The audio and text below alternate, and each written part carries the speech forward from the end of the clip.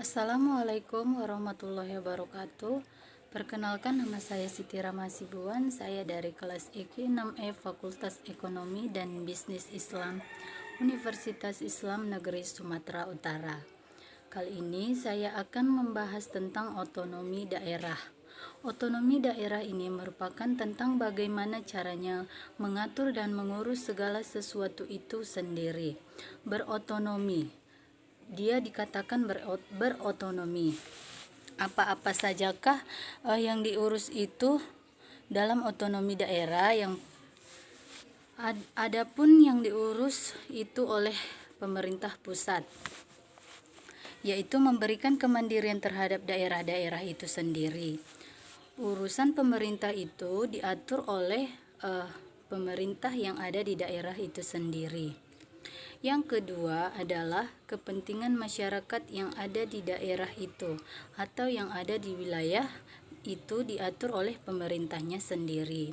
Tidak ada campur tangan lagi terhadap pemerintahan baik provinsi maupun pemerintahan pusat, kalau memang untuk kepentingan masyarakat daerah. Dalam otonomi daerah itu terjadilah yang namanya perubahan sosial dan pembangunan ekonomi. Adapun skemanya adalah social change. Dalam bahasa Inggrisnya dinamakan social change, yaitu merupakan perubahan sosial. Dikatakan perubahan sosial yaitu ada yang namanya unsur positif dan unsur negatif. Sedangkan unsur negatif itu namanya sedangkan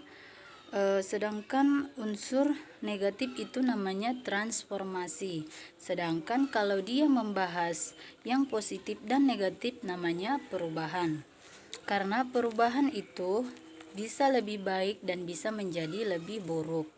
Dalam perubahan positif ada namanya revolution, yaitu perubahan yang baik dan terlihat perubahan itu secara cepat. Kemudian sedangkan yang perubahan evolusi pengertiannya adalah perubahan yang bertahap secara lambat, atau dia dikatakan perubahan yang dilakukan secara bertahap, tetapi perubahan itu masih dikatakan dengan perubahan yang positif. Kemudian kalau yang perubahan evolusi yaitu dia tentang perubahan positif dan bertahap.